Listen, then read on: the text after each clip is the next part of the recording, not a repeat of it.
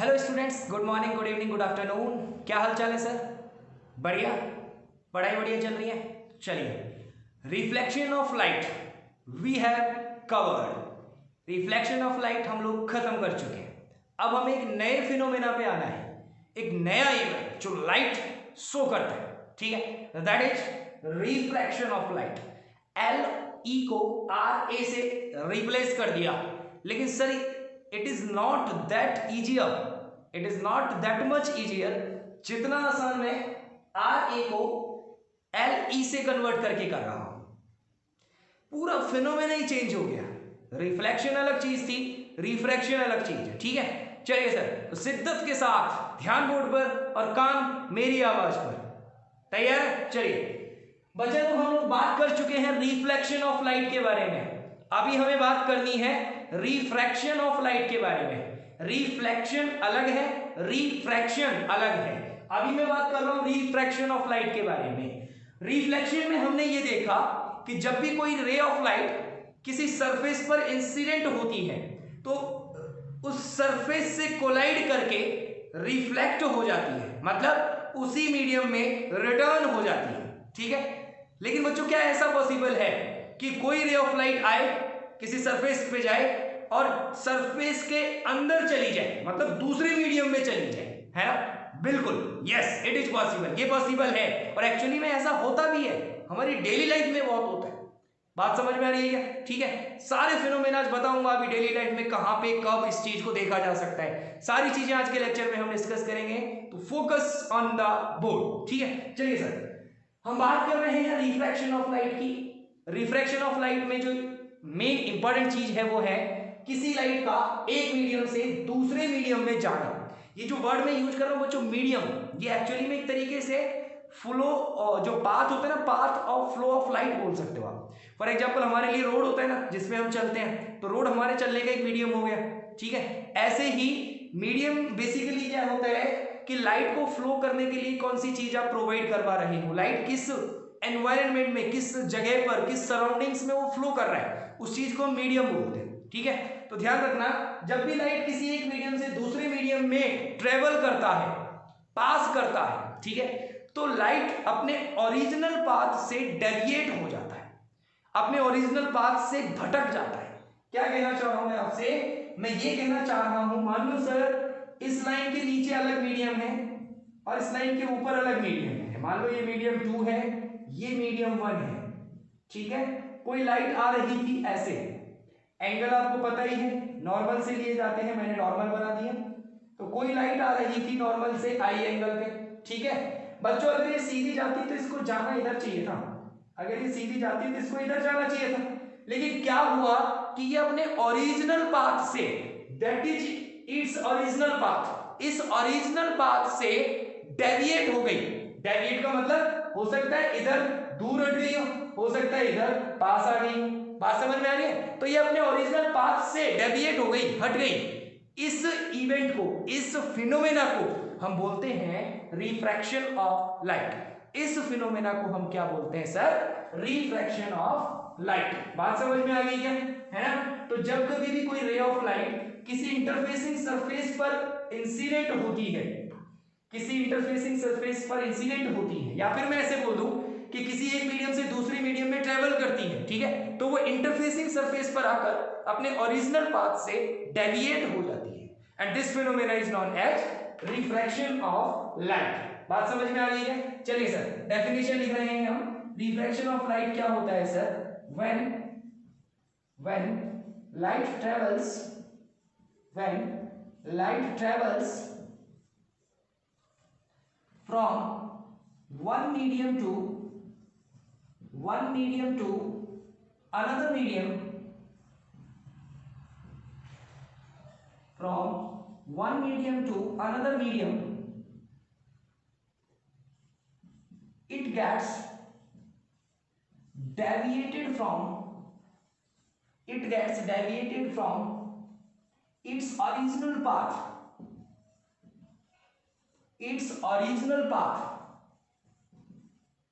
at interfacing surface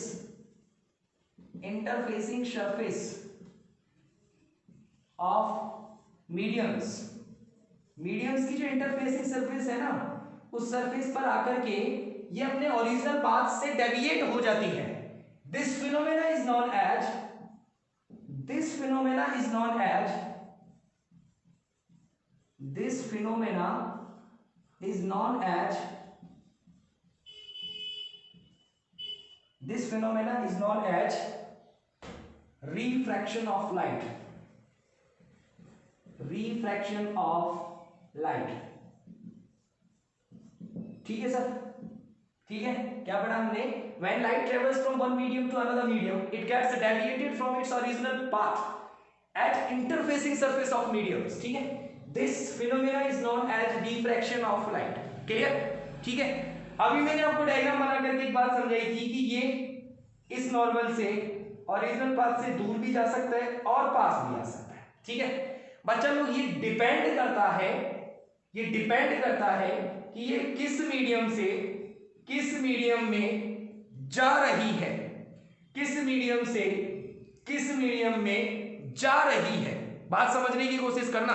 दो तरीके के मीडियम्स होते हैं, दो तरीके के मीडियम्स होते हैं। ठीक है, एक रेयरर मीडियम होता है और एक डेंसर मीडियम होता है। मैं आपको यहां पर नोट में ये चीजें बता देता हूं। ठीक है, इसको नोट डाल के नोट कर लेना छोटा सा। एक होता है रेयरर मीडियम और एक होता है डेंसर मीडियम। नाम से थोड़ा सा तो बात समझ में आ रहा होगा। रेयरर का मतलब होता है ना, बोलते हैं ना बहुत रेयर है, तो बहुत कम होता है, मतलब लाखों में एक बार होता है, रेयर है ना। डेंसर का मतलब एक साथ इकट्ठा टाइप में, ऐसे कुछ फीलिंग आती है ना इनको देख के। ठीक है, तो बच्चा लोग वैसे ही इनका मतलब भी है, ध्यान से सुनना।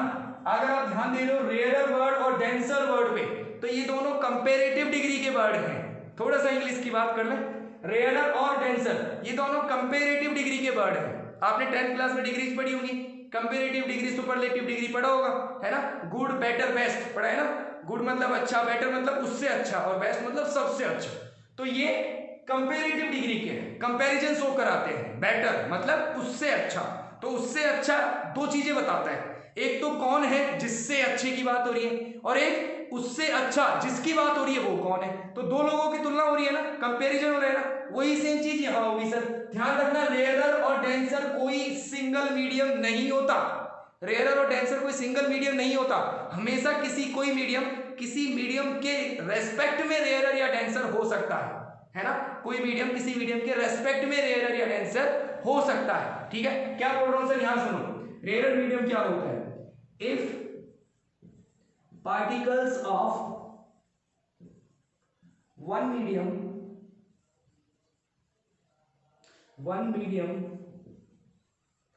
are farther than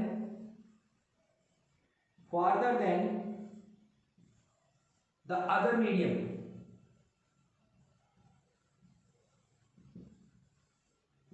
then one medium या first medium, then first medium is called rarer medium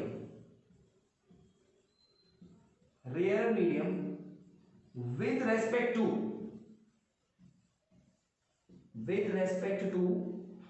another medium।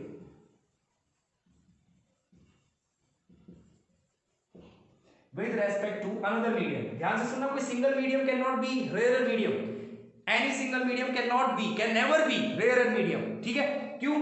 क्योंकि बच्चों तुलना जरूरी है। Rare is a comparative word. ठीक है, तो ध्यान से सुनना। अगर किसी एक मीडियम के जो पार्टिकल्स हैं वो दूर दूर हैं, किसकी तुलना में? किसी दूसरे मीडियम के पार्टिकल्स की तुलना में, तो हम पहले मीडियम को दूसरे मीडियम की तुलना में रेयरर बोलेंगे। ठीक है, रेयरर बोलेंगे। क्लियर है? और डेंसर क्या हो जाएगा सर? अगर किसी एक पार्टिकल के particles, if the particles of one medium, if the particles of one medium are closer than the other medium,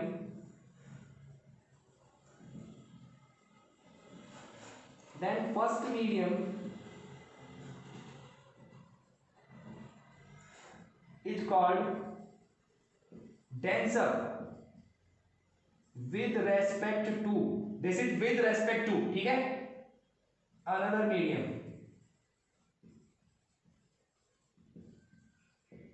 ठीक है।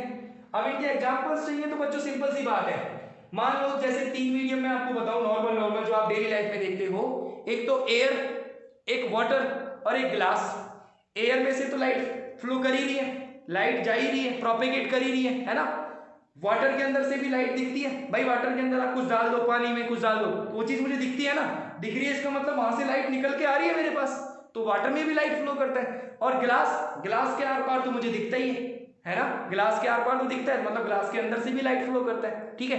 तो ग्लास, अब लाइट को फ्लो करने के लिए कौन कौन से मीडियम मिल रहे हैं, एक बार तो एयर मिला, एक बार वाटर मिला, वाटर में से गया, एक बार ग्लास में से गया तो ग्लास मिला, 3 मीडियम मिल रहे ना, है ना। इन तीनों मीडियम्स को देखो सर, किसके पार्टिकल सबसे ज्यादा दूर दूर है, एयर के, किसके पार्टिकल सबसे ज्यादा पास पास है, ग्लास के। लेकिन वाटर क्या है, बीच का हो गया, तो वाटर को आप रेयरर बोलोगे कि डेंसर बोलोगे, बोलो भाई, डिपेंड करेगा कि आप किससे कंपैरिजन कर रहे हो। अगर वाटर की बात आप एयर से करो तो एयर की तुलना में तो वो डेंसर है क्योंकि पास पास है, लेकिन अगर वाटर की बात आप ग्लास से करो तो गिलास की तुलना में वो रेयरर है क्योंकि ग्लास के उससे भी ज्यादा पास पास है। बात समझ में आ गई ना। तो आई थिंक आप रेयरर और डेंसर समझ चुके हो क्या होते हैं, क्लियर। सिंगल मीडियम को रेयरर मत बोलना, डेंसर मत बोलना, मीडियम हमेशा एक दूसरे के कंपैरेटिवली रेयरर या डेंसर होते हैं। क्लियर हो गई बात, पक्की बात है। चलिए तो इनको नोट कर लेना, रेयरर और डेंसर को, जल्दी से वीडियो को पॉज करके नोट कर लिया। चलिए अब वापस आते हैं अपने रिफ्रैक्शन पे। आपको ये रेयरर और मीडियम आना चाहिए था, इसलिए मुझे बताना पड़ा, क्योंकि जब आप देखोगे कि वो किधर जाएगी, नॉर्मल से दूर जाएगी या नॉर्मल के पास आएगी, है ना, तो उसके लिए रेयरर और डेंसर का पता होना जरूरी था, ठीक है। अब देखना सर, रिफ्रैक्शन ऑफ लाइट में हम वापस आ गए, रिफ्रैक्शन ऑफ लाइट में हम वापस आ गए, ठीक है। तो रिफ्रैक्शन ऑफ लाइट में हमने देखा कि जब भी कोई रे किसी एक मीडियम से दूसरे मीडियम में जाती है तो उन दोनों मीडियम्स की इंटरफेसिंग सरफेस पर अपने ओरिजिनल पाथ से डेविएट हो जाती है, ठीक है, अपने ओरिजिनल पाथ से डेविएट हो जाती है। अब बच्चों ये जो रे है ये दो तरीके से जा सकती है, हो सकता है कि ये रे रेयर टू डेंसर प्रोपेगेट कर रही हो सकता है, और दूसरा क्या पॉसिबिलिटी है, हो सकता है कि ये रे डेंसर टू रेयर प्रोपेगेट कर रही हो। भाई दो मीडियम है तो उनमें से कोई एक किसी दूसरे के रेस्पेक्ट में डेंसर और किसी दूसरे के रेस्पेक्ट में रेयरर तो हो गई। एयर और वाटर ले लो तो एयर तो रेयरर हो गई वाटर के कंपैरिजन में, लेकिन वाटर डेंसर हो गया एयर के कंपैरिजन में, ठीक है। तो या तो रेयरर टू डेंसर जा रही हो या डेंसर टू रेयरर जा रही हो, दो ही केस पॉसिबल है, एक मीडियम से दूसरे मीडियम में, ठीक है। इन दोनों मीडियम्स में ध्यान से सुनना सर, अगर रेयरर टू डेंसर जा रही है इसका मतलब रेयरर का मतलब दूर दूर पार्टिकल थे, एकदम फ्री इलाका था, डेंसर मतलब अब पार्टिकल्स पास पास आ गए, भीड़ भाड़ वाला इलाका हो गया, है ना। तो जब भी हम भीड़ भाड़ वाले इलाके में जाते हैं तो हम कंजेस्टेड हो जाते हैं, इसका मतलब हम खुल के नहीं चलेंगे, दूर नहीं भागेंगे, अपने पाथ के पास चलने की कोशिश करेंगे, ठीक है, मतलब अपने एम की तरफ चलने की कोशिश करेंगे, कंजेस्टेड हो जाएंगे, ठीक है। इसका मतलब क्या समझे हम कि बच्चों जब फ्री इलाके से कोई रे कंजेस्टेड एरिया में आ रही है, डेंसर में आ रही है, तो वो नॉर्मल की तरफ झुक जाएगी, वो नॉर्मल से दूर जाने की नहीं सोचेगी। ध्यान से सुनना इस बात को। मान लो ये कोई मीडियम की इंटरफेसिंग सरफेस है, ठीक है, यहां पर मान लो रेयरर मीडियम है और यहां पर मान लो डेंसर मीडियम है, ठीक है। तो ध्यान से देख लेना सर, ये मान लो नॉर्मल है, ठीक है, कोई रे नॉर्मल के साथ कोई एंगल बनाकर के इंसिडेंट हो रही थी, ये लो, ये कितने एंगल पे इंसिडेंट हो रही थी, आई पे, ठीक है। अब क्या हुआ सर, रिफ्रैक्शन के बाद इसको जाना तो ऐसे था,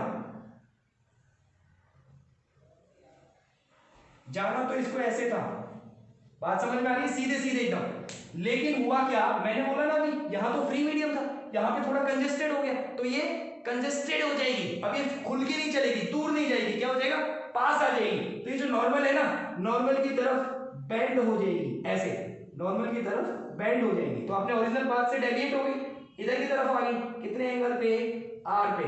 और जब ये रेयरर टू डेंसर जा रही है तो r is lesser than to i, ये चीज ध्यान रखना। रेयरर से डेंसर जा रही है तो देखो क्या हुआ, ये बेंड हो गई, किधर, नॉर्मल की तरफ। किधर बेंड हो गई सर? नॉर्मल की तरफ। बात समझ में आ रही है? तो ये किधर बेंड हो गई? नॉर्मल की तरफ बेंड हो गई। क्लियर? अच्छा, अब बात करें बच्चों डेंसर टू रेयरर की।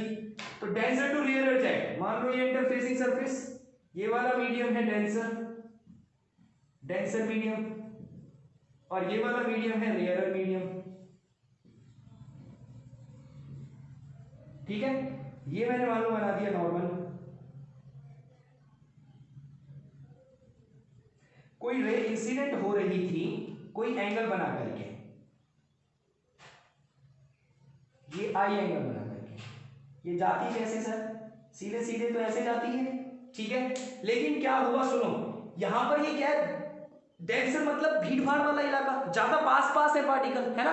तो डेंसर भीड़ भाड़ वाले इलाके में तो हम थोड़े ऐसे ऐसे चलते हैं, जैसे ही खुला रास्ता आया फिर हमारी स्पीड तेज हो जाती है, मतलब हम एकदम खुल के चलने लग जाते हैं। तो मतलब इस बार हम कंजेस्टेड नहीं हो रहे, इस बार फ्री हो रहे हैं। फ्री हो रहे तो रे एकदम झपट्टा मार के छूटेगी। बात समझ में आ रही है? तो रे फैल जाएगी। ठीक है, इसका मतलब क्या होगा कि अभी रे अपने ओरिजिनल पाथ से और दूर हो जाएगी, अपने ओरिजिनल पाथ से और दूर, मतलब नॉर्मल से अवे हो गई, नॉर्मल से अवे हो गई। यहां पर तो नॉर्मल की तरफ हुई थी, टुवर्ड्स द नॉर्मल, और यहां पर अवे फ्रॉम द नॉर्मल। बात समझ में आ गई है? ये ओरिजिनल पाथ था, जाना इधर था लेकिन गई उधर। ठीक है, तो ये चीजें याद रह जाएंगी। यहां पर क्या हो रहा है सर? जो एंगल बना रही है रे आर, रिफ्रैक्शन एंगल बन रहा है। आर क्या है? Angle of refraction. ठीक है, जितने एंगल पे वो रिफ्रैक्ट हुई, तो उन दोनों में रिलेशन क्या है सर?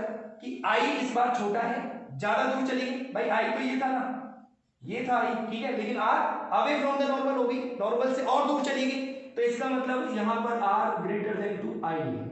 बात समझ में आ गई? ये दो चीजें आपको ध्यान रखनी पड़ेगी सर, कि जब रे रेयरर टू डेंसर जा रही हो तो टुवर्ड्स द नॉर्मल बेंड हो जाती है। ठीक है, और अगर डेंसर टू रेयरर जा रही हो तो ये away from the normal move हो जाती है।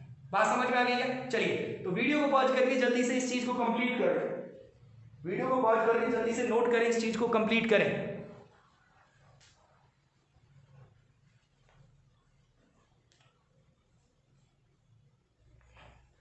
कर लिया सर? मिटाएं?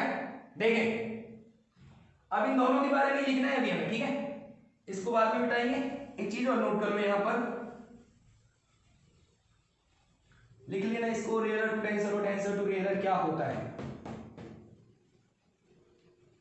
देखिए सर क्या हो रहा है एक्चुअल में, ध्यान से सुने क्या हो रहा है सर। रेयरर टू डेंसर जा रही तो क्या होता है? व्हेन लाइट प्रोपेगेट्स, प्रोपेगेट्स का मतलब लाइट का चलना है ना, light propagates from rarer to denser medium, it gets bent towards the normal, it gets bent towards the normal। ठीक है, तो ये किधर झुक जाती है? नॉर्मल की तरफ झुक जाती है। ठीक है, ध्यान रखना है। और इसमें क्या हो रहा है sir? when light propagates, when light propagates from denser to rarer, denser to rarer, it gets moved away from the normal। ये किधर मूव हो जाती है सर? नॉर्मल से दूर, नॉर्मल से बाहर की तरफ। ठीक है, तो जब ये भीड़ भाड़ वाले खुले इलाके से भीड़ में आ रही है तो नॉर्मल की तरफ झुक गई, और जब भीड़ वाले इलाके से खुले में आ रही है तो भाग गई, मतलब दूर हट गई। क्लियर? इस चीज को ध्यान रखना। चलिए, note down the things again, hurry up. Note कर लिया? मिटाएं?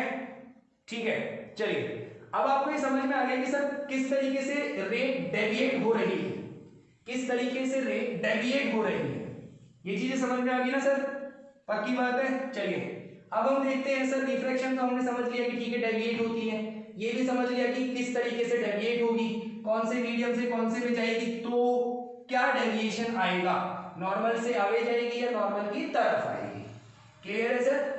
चलिए, अब चलो बात करते हैं हम लॉज ऑफ रिफ्रैक्शन की। अब हम बात करते हैं लॉज ऑफ रिफ्रैक्शन की। रिफ्रैक्शन के भी कुछ लॉज होते हैं बेटा। क्या होते हैं? देखें, laws of refraction, laws of refraction, refraction के लॉज। ठीक है, देखें बच्चे, बच्चे रिफ्लेक्शन में जो पहला लॉ पढ़ा था इसके लिए भी सेम ही है, इसके लिए भी सेम ही है। देखें दो चीजें बनती है ना बेटा डायग्राम में, क्या क्या बनते हैं? हो सकता है रे डेंसर टू रेयरर आ रही हो सकता है रे डेंसर टू रेयरर आ रही हो, है ना। एक तो बनता है ये कि जब वो डेंसर से रेयरर आ रही हो, ठीक है, और एक बनता है ये जब वो रेयरर से डेंसर जा रही है। ठीक है, मान लिया यहाँ पर रेयरर है, यहाँ पर डेंसर है। बेटा बताना जरूरी होता है ना, मीडियम के बारे में जानकारी जरूरी है। अगर हम रिफ्रैक्शन पढ़ रहे हैं तो मान लो यहाँ पर डेंसर है, ठीक है, यहाँ पर डेंसर है और यहाँ पर मान लिया रेयरर है, ठीक है, इस इंटरफेसिंग सरफेस के नीचे। बच्चों रे कोई रे थी, वो रे आई, इसको जाना कैसे था? सीधे सीधे ऐसे, ठीक है, लेकिन रे डेंसर से रेयरर में आ गया और दूर चली जाएगी, अवे फ्रॉम द नॉर्मल, दूर हट जाएगी नॉर्मल से। ठीक है, ये एंगल आई, ये एंगल आर, क्लियर है बच्चों? मान लो यहां पर कोई रे आ रही थी ऐसे,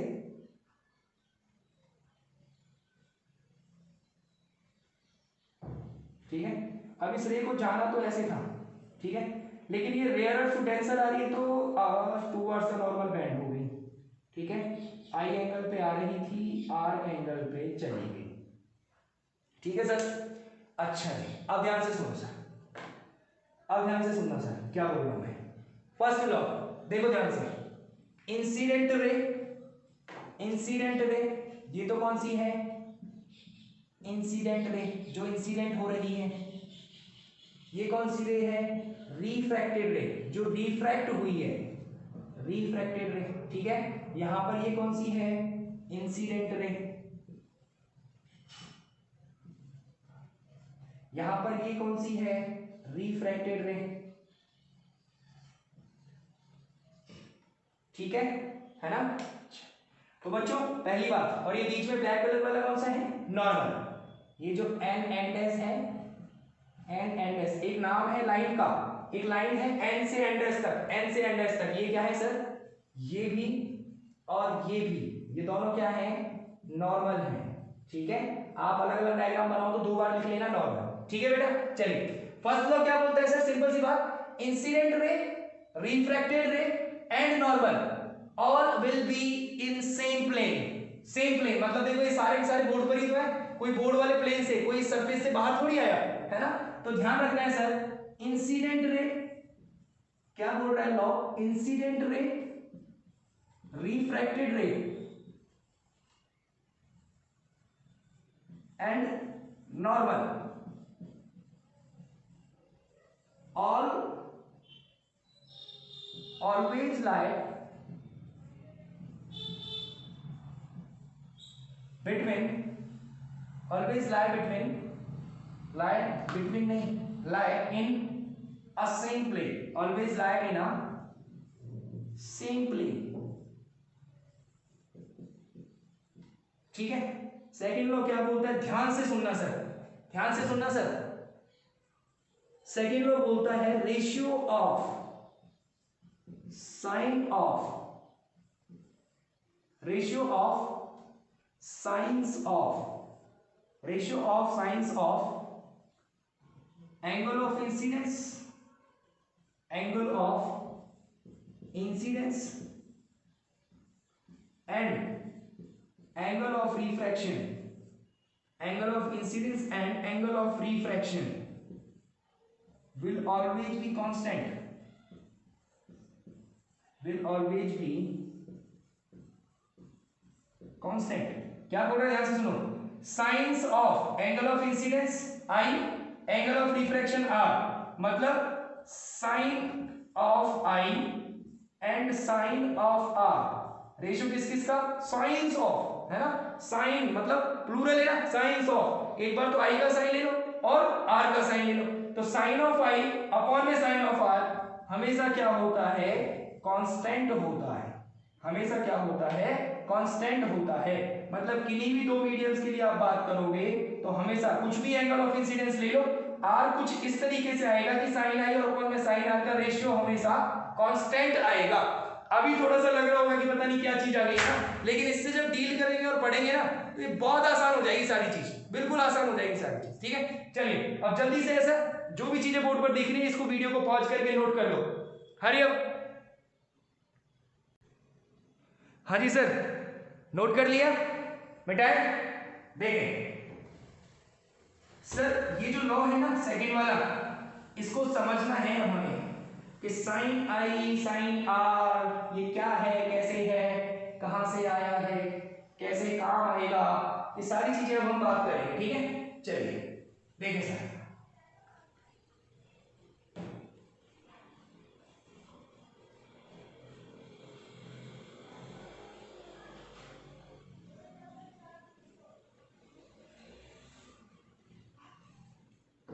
देखिए सर बच्चों ध्यान से सुनना, वे अब ये जो साइन आई है अपॉन में साइन आर है, ये इक्वल होता है, कांस्टेंट था ना लॉ में, कांस्टेंट होता है, वो कांस्टेंट क्या होता है सुनो, वो कांस्टेंट होता है म्यू टू अपॉन में म्यू वन, वो कांस्टेंट होता है म्यू टू अपॉन में mu one. Here mu one and mu two are refractive index, refractive indexes of medium 1 and medium 2। और ये मीडियम 1 और 2 क्या है बच्चा, जिस मीडियम से आ रही थी, मतलब हम जो लाइन बना रहे थे ना इंटरफेसिंग सरफेस, इसके ऊपर वाला तो मीडियम 1 है और इसके नीचे वाला मीडियम 2 है। ठीक है, कोई सा भी मीडियम हो, अब चाहे डेंसर हो, चाहे लेयर हो, चाहे रेयर हो, चाहे डेंसर हो, क्लियर, कैसे भी हो, बस ये पहला मीडियम है और ये दूसरा मीडियम है। ठीक है, तो आपको ध्यान रखना है कि जो रेशियो होता है साइन आई अपॉन में sine R equals to mu two upon में म्यू वन। ठीक है, ये जो म्यू टू अपॉन में म्यू वन है, इसमें म्यू वन और म्यू टू होते हैं refractive indexes of medium and medium two, medium one और मीडियम टू। क्लियर, जो पहले है ऊपर है जिसमें से रे आ रही है वो मीडियम वन है और जिसमें जा रही है वो मीडियम टू है। क्लियर हो गई सर बात। चलिए अब चलो हमारे पास एक बढ़िया सी चीज आ जाती है रिफ्रैक्टिव इंडेक्स। अब एक नई चीज आ जाती है रिफ्रैक्टिव इंडेक्स क्या होता है। ठीक है, अब हमारा एक नई टॉपिक और आसान सा बढ़िया सा एक टॉपिक आ गया रिफ्रैक्टिव इंडेक्स, बात करेंगे इसकी। ठीक है, अच्छा बच्चों ये जो चीज है साइन आई अपॉन में sine R equals to mu two upon में म्यू वन, ठीक है, या फिर ये तो कांस्टेंट है ना, है ना, तो ये जो चीज थी हमारी साइन आई अपॉन में sine R equals to constant. ठीक है, इसको एक नाम है, इस लॉ का एक फिक्स नाम है, ध्यान रखना है, इसको हम लोग स्नेल्स लॉ बोलते हैं, इसको हम लोग स्नेल्स लॉ बोलते हैं, इसको हम लोग स्नेल्स लॉ बोलते हैं। क्लियर है, स्नेल्स लॉ बोलते हैं। क्लियर है बच्चा लोग, बाकी बात है। चलिए हाँ जी, अब बात करते हैं रिफ्रैक्टिव इंडेक्स की, अब बात करते हैं रिफ्रैक्टिव इंडेक्स की। देखिए रिफ्रैक्टिव इंडेक्स क्या होता है, ध्यान से सुनना बच्चा लोग।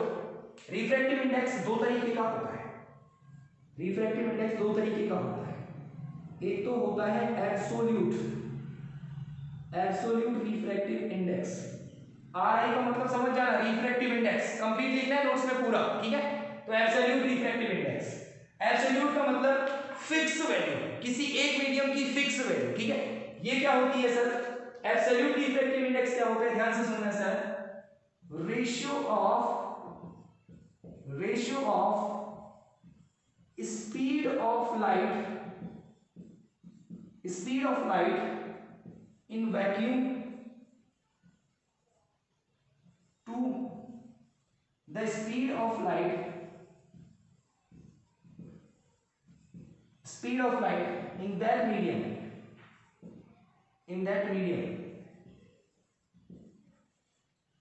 I should write it in any medium, it's called absolute refractive index, of that medium, absolute refractive index of that medium. ठीक है, ध्यान से देखो इसको भाई कि वैक्यूम में स्पीड ऑफ लाइट का रेशियो लेना है किससे, उस मीडियम में स्पीड ऑफ लाइट से। जो रेशियो आएगा उसको आप बोलोगे उस मीडियम का रिफ्रैक्टिव इंडेक्स। क्या कहा मैंने ये बोला कि मान लो किसी भी मीडियम का म्यू आपको चाहिए, एब्सोल्यूट म्यू, ठीक है, किसी भी मीडियम का, तो आप म्यू इक्वल टू क्या बोलोगे, speed of light in vacuum upon में speed of light in medium. ठीक है, speed of light in medium. ठीक है बच्चों, speed of light in vacuum जो होता है, speed of light in vacuum, इसको बोलते हैं c। और speed of light in vacuum मान लो कोई भी vm, v है वेलोसिटी या स्पीड किसमें, मीडियम में, किसकी, लाइट की। ठीक है, तो स्पीड ऑफ लाइट वैक्यूम में c बोलते हैं और c की वैल्यू फिक्स होती है। बताता हूं अभी थोड़ी देर में। आप जब तक बोर्ड पर जो भी चीजें लिखी हुई है उसे नोट करें एक बार। नोट कर लिया बेटाएं? देखो तो बच्चा लोग, हमने जो रिफ्रैक्टिव इंडेक्स अभी तक सीखा वो क्या सीखा कि वैक्यूम में speed of light divided by medium में स्पीड ऑफ लाइट, उसको हम बोलते हैं refractive index of, absolute refractive index of a medium. ठीक है, मतलब हम ये बोल सकते हैं mu equals to c upon में vm, mu equals to c upon में vm। ठीक है, ध्यान रखना vm क्या है, speed of light in medium. ठीक है, एक इंपॉर्टेंट चीज जो आपको ध्यान रखनी है सर, वो ये है स्पीड ऑफ लाइट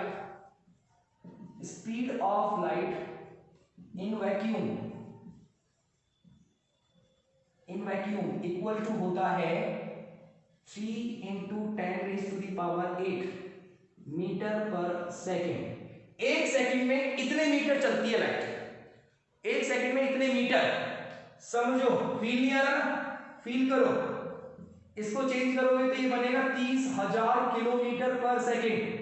एक सेकंड में 30,000 किलोमीटर, 3 किलोमीटर नहीं है, 30,000 किलोमीटर, बहुत ज्यादा है यार, ये बहुत ज्यादा है ये, बात समझो। हम लोग 3 किलोमीटर चलते हैं 15 मिनट में, ये 30,000 किलोमीटर चल रही एक सेकंड में। समझ गए, फील हो गया ना लाइट की स्पीड को, कर लिया फील? ठीक है, चलिए तो बच्चा लोग ये चीजें ध्यान रखनी है। ठीक है, ये फॉर्मूला ध्यान रखना है, रिफ्रैक्टिव इंडेक्स का फॉर्मूला c अपॉन में vm। क्लियर हो गई बात? चलिए अब बच्चा लोग दूसरा रिफ्रैक्टिव इंडेक्स, पहला हो गया एब्सोल्यूट रिफ्रैक्टिव इंडेक्स, देखो दूसरा रिफ्रैक्टिव इंडेक्स होता है रेस्पेक्टिव रिलेटिव रिफ्रैक्टिव इंडेक्स। दूसरा होता है रिलेटिव रिफ्रैक्टिव इंडेक्स, जिसको किसी दूसरे मीडियम के रेस्पेक्ट में बात करते हैं। क्लियर? चलिए बच्चा लोग, मीडियम की बात हो रही है तो आप ध्यान रखना, कुछ मैं बता देता हूं आपको, नोट करके ये चीजें ध्यान रखना आप। रिफ्रैक्टिव इंडेक्स ऑफ वैक्यूम, बच्चों वैक्यूम का रिफ्रैक्टिव इंडेक्स चाहिए तो नीचे भी क्या आएगा, ऊपर तो speed of light in vacuum आता ही है, नीचे क्या आता है, उस मीडियम में स्पीड ऑफ लाइट। मीडियम क्या ले रहे हो, वैक्यूम, यहां पे भी वैक्यूम की स्पीड ऑफ लाइट, यहां पे भी वैक्यूम की स्पीड ऑफ लाइट, तो ये क्या आ जाएगा, रेशियो 1 आ जाएगा।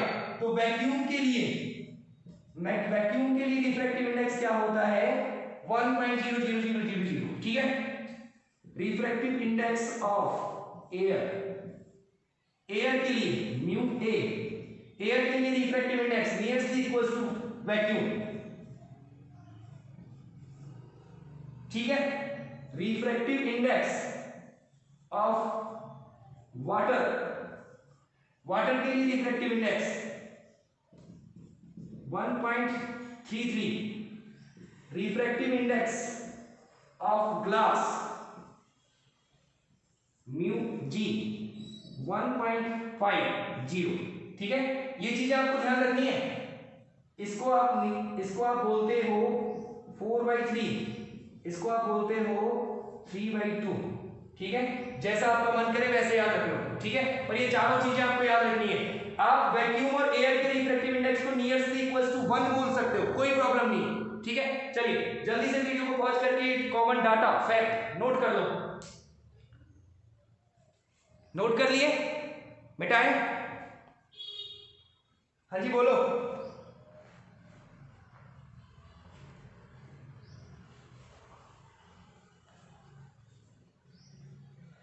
देखें, अब बात करते हैं रिलेटिव रिफ्रैक्टिव इंडेक्स की। ये रिलेटिव रिफ्रैक्टिव इंडेक्स क्या होता है?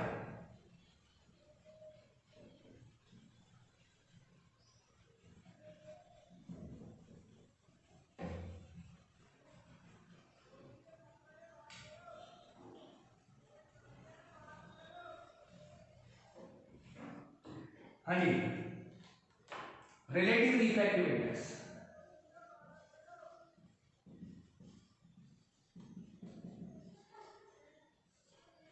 रिलेटिव मतलब किसी के रिलेशन में बात करनी है, किसी के कंपैरिजन में बात करनी है, तो इसका मतलब यहां पर एक मीडियम नहीं दो मीडियम की बात होगी। ठीक है, तो सर सिंपल सी बात, जैसा हम पढ़ते हैं, जैसा हम पढ़ते आ रहे हैं, डेफिनेशन बहुत आसान है। क्या है sir? Refractive index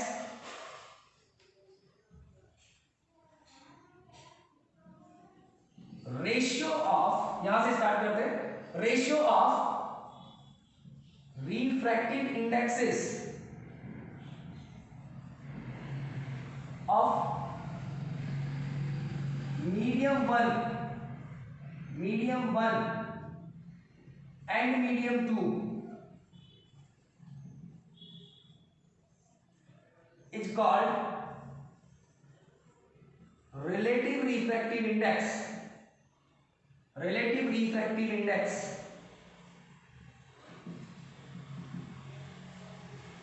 of medium 1 with respect to medium 2,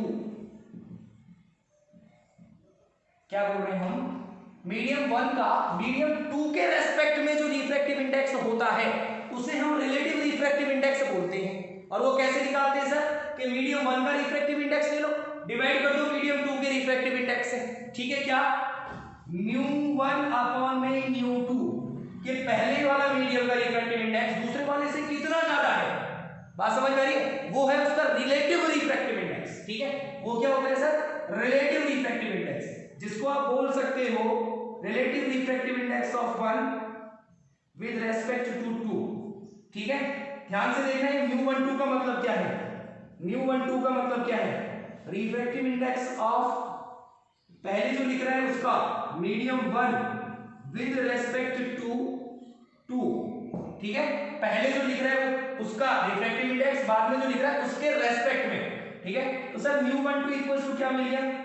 μ1 upon में μ2। ठीक है, अच्छा बच्चों अभी अभी मैं एक चीज पढ़ करके आया हूं, सिंस कि जो एब्सोल्यूट रिफ्रैक्टिव इंडेक्स होता है वो तो speed of light in vacuum upon में speed of light in medium. First medium की बात हो रही तो फर्स्ट मीडियम की लाइट आएगी, स्पीड आएगी, है ना? ये लिख सकता हूं। And μ2 equals to c upon में v2 लिख सकता हूं। बोलो, लिख सकता हूं ना? अगर ये दोनों ऐसे हैं सो फाइनली ये μ12 इक्वल्स टू μ12 इक्वल्स टू μ1 को μ2 से डिवाइड करो, μ1 को μ2 से डिवाइड करो। सर ध्यान से देखना, डिवाइड करना, इसको इससे डिवाइड करना है तो ये उल्टा होकर के इसके साथ मल्टीप्लाई में आ जाएगा। ये मतलब v2 ऊपर c नीचे, c से c कैंसिल, क्या बन जाएगा? v2 अपॉन में v1। क्या बन जाएगा? v2 अपॉन में v1। मतलब रिलेटिव रिफ्रैक्टिव इंडेक्स को इस फॉर्मूले से भी डिस्क्राइब कर सकते हैं, इस फॉर्मूले से भी डिफाइन कर सकते हैं। बात समझ में आ रही है? चलिए जल्दी से आप इसको एक बार नोट करें, फिर बात करते हैं।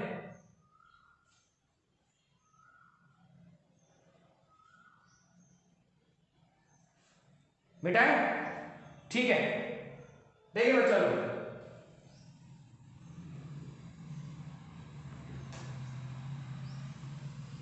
μ12 को इस फॉर्मूले से भी डिफाइन किया जा सकता है, ध्यान रखना, है ना?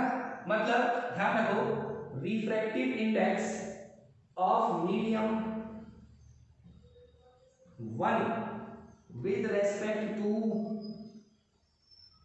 मीडियम 2, μ12 इक्वल होता है, या तो आप μ1 अपॉन में μ2 कर दो ये नहीं पता तो v2 अपॉन में v1 कर दो। ध्यान रखना स्पीड ऑफ लाइट जो है वो इनवर्सली प्रोपोर्शनल है। Mu equals to c upon में v होता है ना, mu equals to c upon में v होता है ना, तो म्यू और v आपस में उल्टे हैं, एक दूसरे के ऊपर नीचे हैं, ठीक है। तो ध्यान रखना अगर म्यू ऊपर है, जैसे μ1 अपॉन में μ2 है, ठीक है, μ1 ऊपर है तो सामने v1 नीचे होगा, v2 ऊपर होगा। ये छोटी सी बस जनरली ट्रिक बता रहा हूं, याद रखने का छोटा सा मेथड हो सकता है ये। अगर आपको चीजें समझ में आती है फिर तो क्या कहने, बात ही अलग है, ठीक है। चलिए तो इसको नोट करें सर, इसको, इस चीज को तो ध्यान रखना, दो फॉर्मूले होते हैं रिलेटिव रिफ्रैक्टिव इंडेक्स के। क्लियर होगी बात? चलिए जल्दी से इस छोटे से फॉर्मूले को नोट कर लो, फिर एक दो न्यूमेरिकल्स देखते हैं रिफ्रैक्टिव इंडेक्स से रिलेटेड। रिफ्रैक्शन के तो बाद में देखेंगे, ठीक है। हाँ जी, नोट कर लिए मिटाएं, देखिए sir.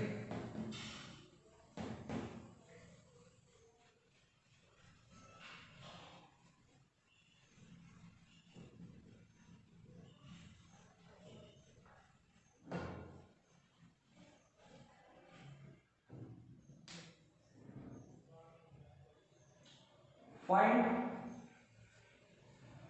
the speed of light in glass if refractive index of glass is 4/3। As कितना होता है ग्लास का? 3/2, ठीक है, ठीक है। चलिए सिंपल सा क्वेश्चन है सर, सॉल्यूशन देखिए सर। सिंस रिफ्रैक्टिव इंडेक्स क्या होता है, मान लो मुझे ग्लास का रिफ्रैक्टिव इंडेक्स लिखना है, क्या लिखूंगा? Speed of light in vacuum upon में speed of light in glass, यही लिखूंगा ना सर। चलिए हाँ जी सर, इसको सॉल्व करेंगे तो ग्लास का रिफ्रैक्टिव इंडेक्स पता है मुझे कितना है, 3/2 equals to speed of light पता है मुझे 3 × 10⁸ अपॉन में ये मुझे निकालना है बीजी, ठीक है। तो इस बीजी को तो इधर ले आओ, इक्वल्स टू ये उधर जाएगा तो उल्टा हो जाएगा, 3 × 10⁸ × 2/3, 3 से 3 कैंसिल, कितना आ गया सर? ये speed of light in glass कितना आ गया? 2 × 10⁸ मीटर पर सेकेंड। हाँ जी, बहुत सिंपल चीज है, क्या हो जाएगा आराम से, बिल्कुल सिंपल है ना, बोलो पक्की बात है। स्नेल्स लॉ वगैरह सारी चीजें याद है ना। आज की वीडियो बहुत ज्यादा इंपॉर्टेंट है रिफ्रैक्शन समझने के लिए। समझ में आ गई क्या बात? Denser to rarer, rarer to denser, सारी बातें, bending towards the normal, moving away from the normal, clear है। चलिए तो जल्दी से आप इस क्वेश्चन को नोट कर लें। आज का क्लास लेक्चर यहीं पे एंड करते हैं हम लोग। नोट कर लिया सर? भाई सिंपल सा ही तो न्यूमेरिकल है, नोट कर लिया। चलिए तो आज की क्लास यहीं पे ओवर करते हैं, खत्म करते हैं। आज काफी कुछ पढ़ लिया हमने, ठीक है।